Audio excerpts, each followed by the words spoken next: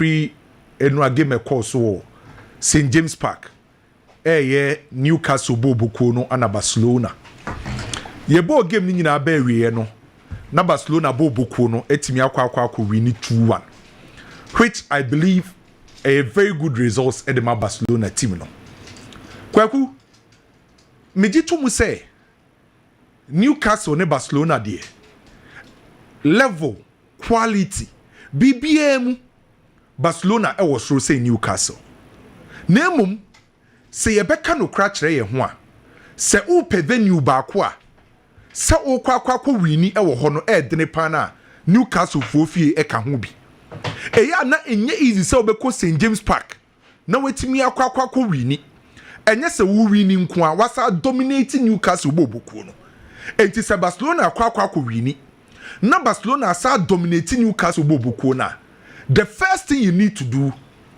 acknowledge Barcelona for na for more credit e fa more me masem e simple two teams e sia kan de obewini no obo ne homodin enye lack eye ne modern bo na de ni wini ye enti se sa team ni timi wini a before say ubeka bibia no the first thing you need to do is acknowledge sa club wini ye so kwaku the first thing I may ye say based on the results of Barcelona nyaye based on the kind of performance of Barcelona e de koma ye no medical accredit Barcelona for na acknowledge Barcelona for ne say omoma a super performance in ra e St James Park bakwaku ade a memani je ho pa ne ye say ye ebo game na game ni emu aye den dia ma na wo ye team na wo ye coach na wasesa nioma na waba be take control eya me hu sa ade na amani je ade kronti ameka sa asem ni nyina ne ye say enra ye say game na sin the first 10 to 15 minutes oya Barcelona fana na pressure was because Newcastle for first 10 to 15 minutes no na omo ma Barcelona constant pressure by football ye free be say in-game management in the game na ekoso no coach na ability say obetima sesa nioma na wa make decision obetima ba be favor no after say na pressure won so and ye can in-game management and adia enra Hansi Flick eye no na eye spot on na eye adia mani je Hansi Flick ana Barcelona bobuku no kwaku nim say the first 10 to 15 minutes na Newcastle for nema Barcelona for constant pressure obi a onim Newcastle ne edi ha obi ano se uko St James a se Newcastle for ko share team a omo pebo oni kura omo build from the back a the first 10 to 15 minutes ye say omo be press o ha e high so ye share game na se no obi a no share game ni bi ehun say as a Newcastle for na tata Barcelona so ye share game na se the first 10 to 15 minutes na Newcastle for press Barcelona for ne high and omo pressing high no na intensity no osoro ana na omo very aggressive in omo pressing and they be a pressing football I was a time ye can say was a year coordinated and uche a Newcastle bobo na omo coordination method and omo de pressing no a man to man and apart from sending Newcastle the first 10 to 15 minutes na omo press Barcelona for ne high omo ye aggressive na intensity no osoro no na coordination method and omo use no a man to man and ye share game na se no abranti ano no ne ball left back edimati my friend say Newcastle na ye Livramento kwaku ye share game na se Livramento na o ball left back no time bia no free the left back position ekwo nanim say okopresi kunde anko be a left back anka be expect say obegina ni position by ye share game na se na no Livramento na o ball left back edema Newcastle bobuko no ono na konanim bebre say okopresi kunde a okọ man to man Ilanga na operate as a right winger. A command to man on Gerard Martin. Then again, Oteke Omeni Mona, Harvey Benz, and Anthony Gordon. As also command to man, our Rahu, and a Pau Kubasi. The reason why Newcastle, yes, I didn't say Barcelona Jebo non person build from the back. And it's almost build from the back. Almost first face, no, more time. Ye more space, for pressure in Siomoso. Na emfa Barcelona enye errors. So ye share game na sinano. The first thing that you notice in here say Newcastle for no high pressing, man to man, and me very aggressive in their pressing. Almost try some best to put Barcelona for first phase. Barcelona second phase. Say ubenya Frankie Dion any Pedri won finfio. But what's Asha? yaba baba benyo obi te se Bruno Guimaraes ejina Pedri so now nya Jolinton ejina Frankie de Jong so ana Sandro Tonali ejina Fermin Lopez so and again in the midfield play ana we expect Barcelona second phase Frankie de Jong Pedri ana Fermin Lopez no yenya Newcastle for so a omo press you mama command to man so the first 10 to 15 minutes na o ka no credit atron wa akwaku na Newcastle for no ma Barcelona tough time omunya chances ni bi mpokra Ilanga create chances no by Newcastle for and take your moment so the first 10 to 15 minutes na Newcastle for Barcelona for adwen pa and Juan Garcia save Barca pa so first 10 to 15 minutes because of Newcastle for high pressing na Barca ntimi nkra ball no na Barca pressure wo mo so by Hasan ye ka se coach adwuma and me Barcelona ni o by kwaku enra Hansi Flick esa demonstrate kire ye say ye ka top class coach so munim dia ono Hansi Flick ka ho bi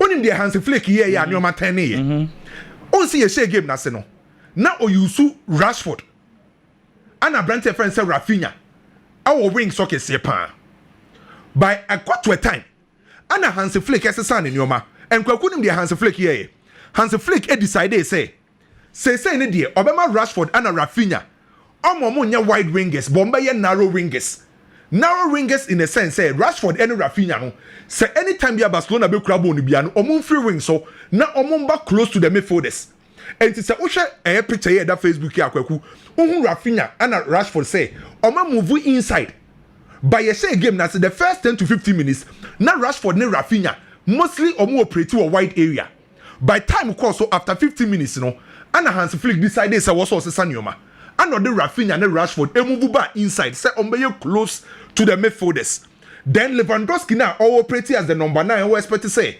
Lewandowski bejina box nim no oma Lewandowski already draw the bench kakra ema ne better than 9.5 striker and the reason why Hansi Flick here said here say open numbers in the midfield so after about 20 minutes Barcelona take control and ocha omo midfield and kabeko enima omo midfield after the Barcelona baba be nyam midfielders e won finfio and kwaku look at this after sa move Rashford and Rafinha from the wide area adomba midfield no then Barcelona no mu take control no in finfio no Lewandowski a drop it Rashford a become finfio no Rafinha beka ho Fermin Lopez or Pedri and or Fermin Lopez nipa 6 on finfio against Bruno Guimaraes Sandro Tonali and Jolinton after the Barcelona nya numbers no mu control game no until Rafinha Lewandowski Fermin Lopez and Rashford mo ebetima control Bruno Guimaraes mo and the ma Pedri and Frankie de Jong space omun control game no and it's a tactical switch na Hansi Flick here no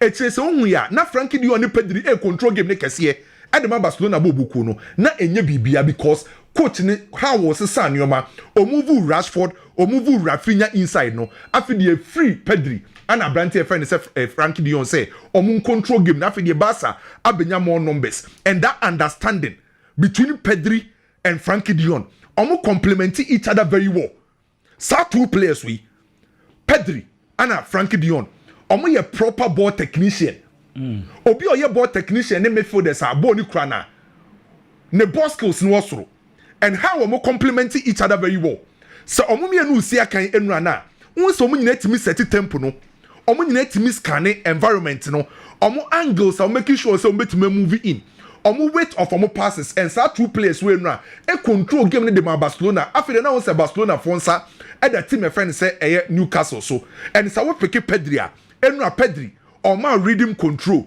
no omo dynamism over Frankie de Jong Olowa Newcastle for a pause because of the calmness or the ban finfio and then rasa two players who on finfio no me a very instrumental edema Barcelona for no and to prove further kwaku 2 goals are Barcelona for shey ni nyina no hwe baby anama ku Rashford the first goal Rashford on paper now operate as a left winger by time I go neighbor no they operate as a left winger no move by inside and no dey be say the first goal na a instruction from the coach. And ideally, you expect to say Rashford na operate as a number 11 player, or be more wide. But after 20 minutes, na can say omo attack you move inside piano. And the man Rashford enya the first goal kopim say I kunde yes across no. And checking the second goal baby anujina. On na operate as a left winger. But kwa the second goal na or more inside. The first goal no wo inside. The second goal sa wo inside. By a share game na now operate more wide. Yeah. By this time around, coach name on Rafinha move inside and a free Pedri and a Frankie Dion na mo sha say so mo control game no. So tactically, Enra na Hansi Flick any in-game management no. I was through bebree. Individual performance from Barcelona. Na Marcus Rashford ehia sa moment we. Now they are train ne bobre. Ball ne di onim ball ne bo. By nyoma ba akum yenu miense na ekotia Marcus Rashford no. By Enra venue na game ne course no. Country na game ne course no moment na Barcelona wom no on sa first half na omu di Rashford at £10 first half no because na the decisions ni bebre no poor by second half no buy no obeteki effective decision e ball no Marcus Rashford a big opportunity to Marcus Rashford and be building the confidence and we Rashford free wa enra kwaku the performance of Kunde excellent Kunde nya natural right back by Kunde bobo ne to say oye natural right back ye defend ya Enra excellent. Enra Kunde timi move inside they invert very well. Ebe kame forwards ne ho. Or say timi ko outside ekodane outside winger. A lot of crosses inside. Enti Enra Kunde ne raw e de man no. Na o pretty no ye effective. O si ban e the right side of defense. And in kwafo eka ye bo Kunde abaso. Ye bo Rashford abaso. Obi abo Pedri abaso. By kwaku Barcelona goalkeeper no oye super. One Garcia no Barcelona nye good goalkeeper. Onim say oba Barcelona obese Barcelona JC. Ne 5 games awabon why 15 saves. Wow. And out of that 15 save now why no. Bako 12 inside the box. 15 save now one Garcia ye no. Emu 12 inside Barcelona box and oye sa saves no. Se goalkeeper saves inside the box ah. E choose sa goalkeeper no. Ewo 2 hands. Every top goalkeeper bia no ewo 2 hands. Se ubenya soft hand and also ubenya hard hand. Enti si yebo ball ne short kra na ubeti match. Ana se ball ni mpo kra no se enya short na pese uyi na o divert ball no so a e wo se unya. Ene no game na e course no oye saves nkwa ba ko nkwa 5. Enti no game na Barcelona boy no e first game for Barcelona by ball no mo boy no Barcelona fo a kire say omo ye ready for any club e wo Europe. Eno abo na Barcelona boy no e first game on hype omo by ball no omo kire say omo ye ready for any club e wo Europe. But Kwame, the other conversation is ye ball Juan Garcia baso no young ball season in Kobe bia but praises the door na goalkeeper no. So isn't that to also say the team is conceding so many chances because they are yet to play the top teams, yes, no. And see any concern there was something for no rectify a big concern at the Barcelona because 5 games now goalkeeper 15 saves out of the 15 saves emu 12 inside the box a Chelsea Barcelona opponent to me a Barcelona box him which I concerned by the good thing here say Barcelona for so enya gidie say eduru ye mu aden a omo goalkeeper bi so obetima save which I positive at the Barcelona Manchester City say mienu Napoli entimi antika na a game back a nipa dodo na anim say definitely team e friend say Man City ebe wini Betre ana Di Lorenzo ekodi red card. Ana sama Manchester City a big advantage e game nim. Kwaku, yebo game ni nyina wie no. Na abrante a yebo ni din kese pa ne ye Haaland. Ono na yebo ni din because enra ni goal no share no. Amena baba benya 50 goals e wo UEFA Champions League. Na ni 50 goals na wenya no. Say o ka player or dey why the fastest player wa reach 50 goals ah. E ya abrante e friend say Haaland. Or the 48 games and 49 games and reach 50 goals, which a incredible mark for a Haaland. Are you good for a brand no? Kwaku him say if it is here share European Cup, I say a friend UEFA Champions League, from 1955 ebesi no. Obi him say Ronaldo na goals kese o sa competition we mu 140. The top 10 Haaland ababa baby rem. If it is here, share UEFA Champions League, then European Cup, no players from Masha goals can say or competition with the top 10. Haaland, Ababa Rim, Meno Kase were 2.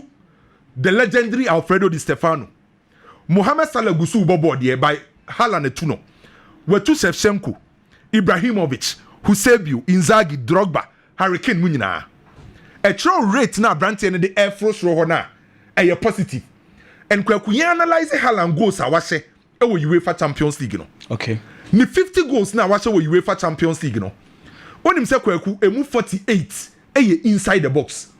Goals dodoɔ na Haaland ahyɛ no. Emu 48. Wow. Ɛyɛ inside the box. Ana emu 2 pɛ. Ɛyɛ outside the box. Enti den na ɛka kyerɛw. Ɛka kyerɛw sɛ ɔyɛ typical goal poacher. And goal poachers there. Ɔma ho ɔden pa yɛ inside the box. And sɛ woyɛ team na wo pɛ sɛ wo stop Haaland na. Kwaku deɛ woyɛ ne yɛ sɛ yɛmfa yɛ ni nkosi saa player ne so. Enti sɛ wo check great poachers ɔma yɛ ka so ɔmo hyɛ goals bebree ɛwɔ inside the box. From Hugo Sanchez, Filippo Inzaghi. Saa players ni nyina na Kwaku sɛ oni ɔmo nsi akan a yɛmfa yɛ ni nkodi saa player n'akyi. By rather yɛ stop supplies no because every top goal poacher or relies solely on supplies.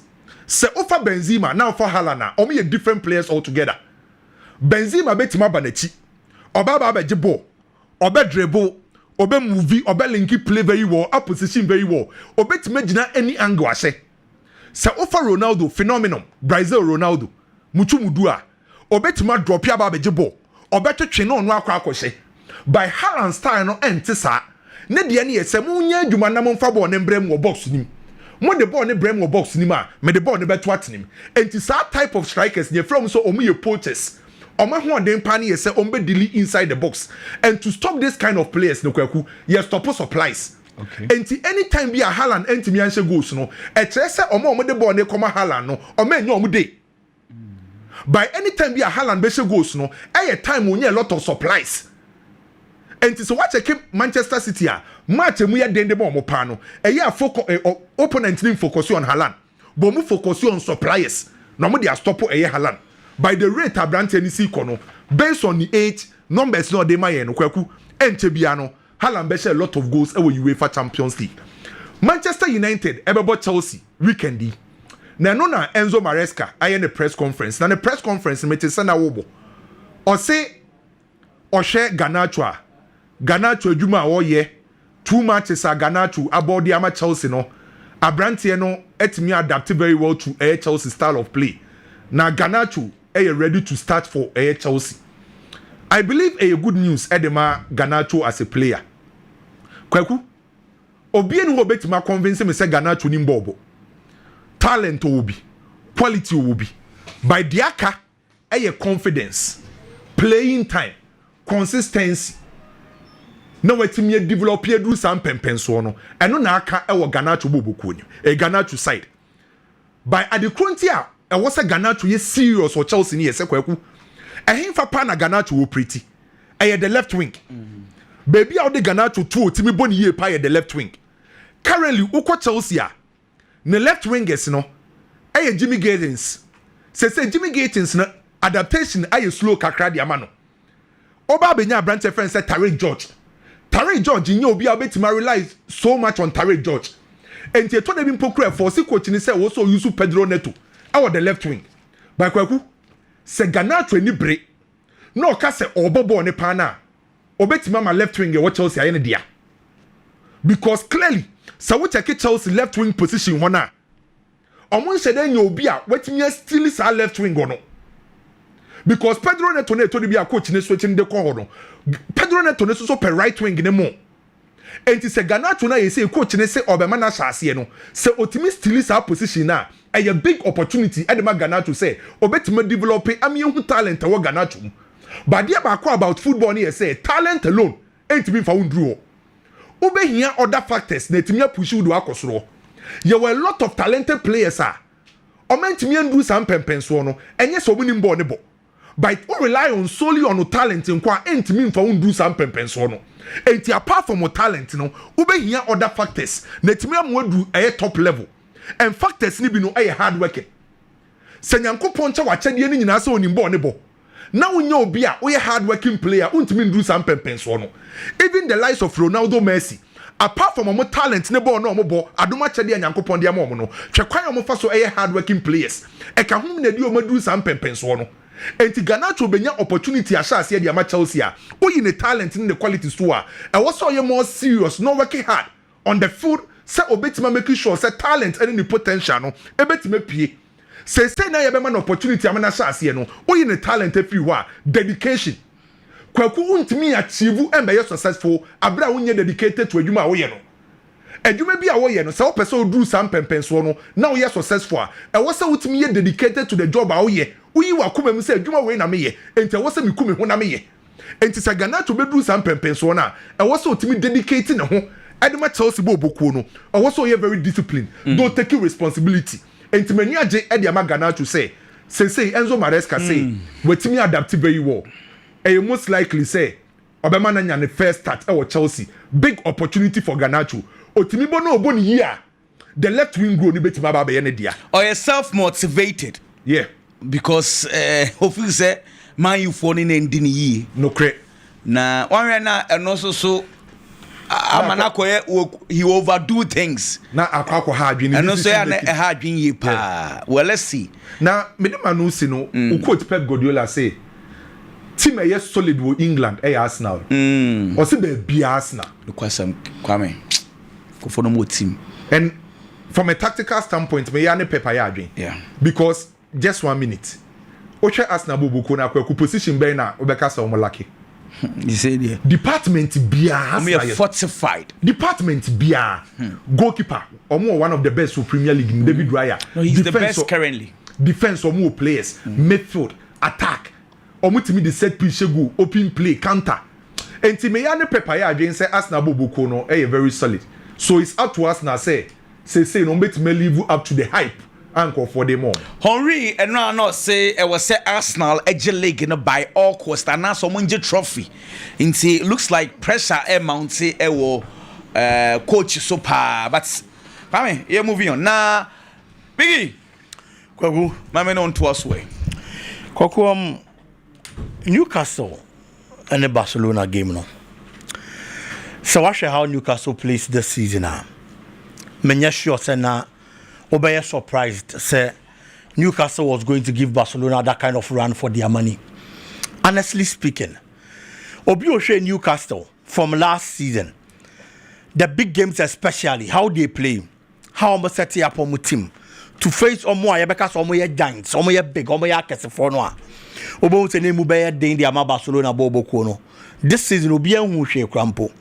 Newcastle bobo ko ni Liverpool game no. How Liverpool played, the kind of quality they have. Now Liverpool actually 2 goals and they are taking lead. Now Newcastle had the red card. Newcastle fought to come back, get the equalizer. And son at the dying best of the game, the last minute, Liverpool eba beshe. Ama game na 3-2. A share the kind of resilience and Newcastle players in the ball. Aside a share how strong their team is. In the match, the mobile day at the Barcelona. It was expected. Though Barcelona dominated, Omu controlling game, Omu ye BBR, but Newcastle came in to fight. Kwaku, my main shots here from the Barcelona goalkeeping department. Goalkeeper friend is one Garcia. Last season, Barcelona both games. Yes, Barca had a very good goalkeeper in the chief of Chesney. Chesney Monimo goal post for Barcelona and then bad. Obi and Tim convinced me, say he was a bad goalkeeper there be. But Barcelona who say on days and there are times saves to be one of my was a goalkeeper here. Not the keeping the team in the game no. Now unya sadi and him free sets in the even though he's not a bad goalkeeper. Eti Barca being he will be a shot stopper. A Kobasa pressure ba. Now you bypassing defenders in na. Now be only goalkeeper na. Then no bet me aye dia Barcelona bobo kono. Chasing into me my idea. Let's go for somebody who is a shot stopper. No mejinem. No nya say adwuma nem fa maye. E no mo share Spanish La Liga nimu. E share wiase. E no mo peke Juan Garcia. Juan Garcia last season per saves was the best goalkeeper in the Spanish La Liga. We shouldn't forget. Or 146 saves. That was Spanish La Liga nimu for Espanyol. This is the kind of goalkeeper. Barcelona feels so moving here more with department or man. Omoko fan de na ba. And on the goalkeeper and the buy or buy and on disappointed here. And was one of those days. Now being here with goalkeeper. So best stand it to the test. And so the amount was saving the day at the amount. At the back when they say you referee and they say Barcelona last season, yes, no more conceded chances though. But their best central defender, Inigo Martinez. And the commander at the back, any one of this time around. It's how Barcelona is going to play at the back. how they are going to concede chances probably a bit me a door so they are changed last season there now you know and they could do our stage now you need that kind of goalkeeper you bypassing defense in them we are ding at the mawa on the best standing to the test no why saves and so they are wow and say Juana na one Garcia as a goalkeeper and the Barcelona bobo and then na or twice so yes Jumana sa he was good Kokumakus Rashford na oya Rashford menim de obehwehwe biom ansa na what me prove a point in yesterday's game. There are a lot of people that till date almost doubt say Marcus Rashford bet me succeed over Barcelona. The Rashford of football or your Manchester United, those days are past and gone. And when I come kono, this is a new chapter. At the end of Oyama depends say you are still a good player. What's the fact say Barcelona just in Oche? That is the big question. Because nipa do na nyu ni Manchester United at a point performance ni be ye o honum ufi honum na call Aston Villa. The first 5 matches for Aston Villa was super, but from there na kwa up and down performance e was Aston Villa bobo ko nimu. You leave Aston Villa, Manchester United there are problems untimi nkowachi. Barcelona as a big club gives you the opportunity because any players nyina na because our situation nimu a ubenya team kese so be ma opportunity. But Barcelona to sa chacha no. Oma gambo, ama osa opportunity no. Oko Barcelona bobo ko no. There are times I want your opportunity. From the preseason the performance was good. But obi baby say preseason ni mo no. Teams be na Barcelona ball mo na strong. It's preparation grounds there. Clubs some performance and they were form. Now branch anymore more osro any problem. When the season proper starts, obi expect so obetimi ama performance season proper na start no e be befit the standards of Barcelona bobo ko no. But Rashford most of the time opportunity awanya no or disappointed e Barcelona.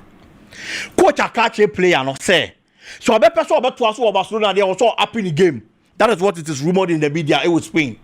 And this a coach kasa asem we chire wa na wonya an opportunity and as a coach krona gives you that opportunity and to so game mo only option bia than to be prove obi a onji win bia wrong.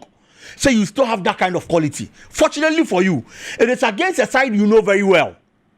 It is in a terrain ya wodia England and a game in a Basel. It is a Barcelona player. Our experience, our England, our experience, our football, any Premier League mu. Now only bet me lead Barcelona to do the kill against a Newcastle Bobokuna. Then you be as a Marcus Rashford. When he started the game, the Marcus Rashford performance are young. Nansing Barcelona.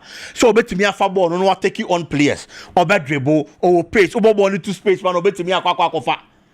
But the decision at the final third of the pitch, what do go post in him? So Bobo Ball the shame now a problem the Marcus Rashford. No Bobo need to go. And now when the game started in the first half especially, you had any the free brand and home.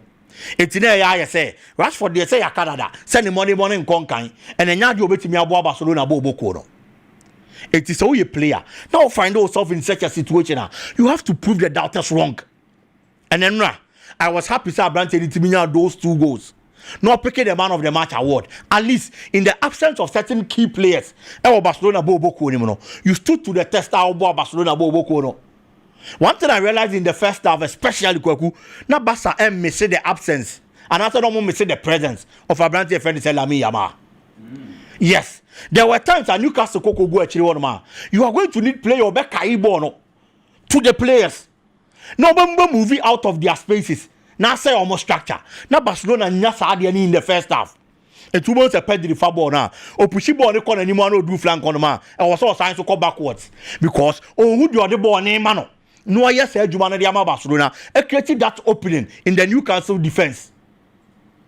It's no more mesela me yama. I am sure that when they went for races, call dressing room no coach and them ran any kasai. And when they got back in the second half, that thing changed. You have to realize that Lami Yama there only on. But I was saying with me, and I believe that the absence of the player, one way or the other, was a blessing for the players in the second half. So we call all out Roma fighting any results. No? Kudos to Barcelona. It was a good game. They gave a good account of themselves. Where they left it off last season, our Champions League, you will be expected some building upon that performance. Not this season, or my better. And if you are going to do better, it starts from now. Kwaku, Pep Guardiola, I say, when people win leagues, you can't say you're holding, but the Manchester City and Pep Guardiola win here. A different story altogether. They call him the checkbook manager. This is not the first time our panicas are the same way. So clearly, what it means is that 7 amount for Kawabonteno, a hapapano. If you are Pep Guardiola, probably a how? Because Manchester City tall quality. Manchester City spending a lot in England. And that's almost spending them out coach friend is Pep Guardiola. And this season be a Manchester City Abobiano Waji Premier League title. No? How many years has he spent? How many times and watching the Champions League at the Manchester City Bobo Kono? But in those years there, says I check book one and near the Toma Papano. But I want winning the Anya, but I did the Anya Modemo. A sika any the Atamano. In any case, football, we all have to accept to say ene. Sika eboa the laurels and the trophies about him as a certain fortune. From 2004 ever, before that era, Sana na Chelsea Bobo Kunete and Sana Roman Abramovich eba. But since Abramovich took over, I almost said so we invested with Chelsea Bobo Kunimo. From there, 2004-2005 season, almost every season, your Baba be start the league now. Now we contenders almost the Premier League now. Your boy, your bought Chelsea in the count. Why?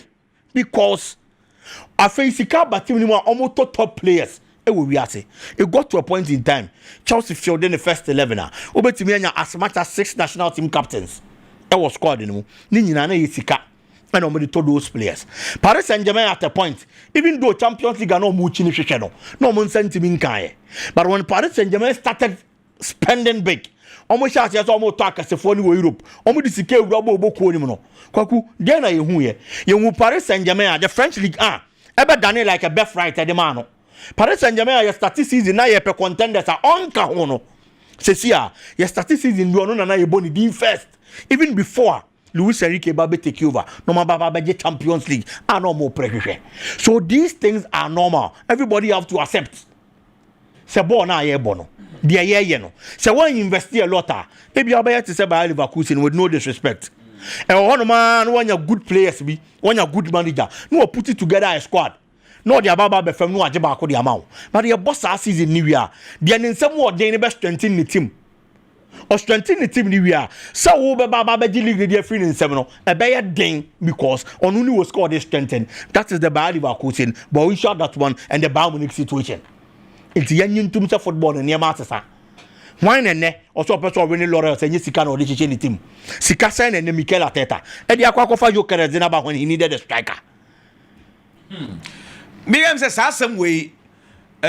Supporters no name, but for the purpose of bantenting I no yes I'm assuming because we are aware say sikaye of what here say normally no ayana misus me feel say to the be ayana yaw enviness so kan ti o say mama ka sam cho won send Liverpool for ACS spend this yeah say obi enyanka opewu nti wo club obi wan hwe ne ya wo de ye obeka say tia Liverpool say ayen no moto to e no mo beto to trophies unisika na be yo because if it thanks to your team now o ta woni je of course nti no so they just have to accept it no munya answer football supporters dey omo no ma dwen say omo follow logic.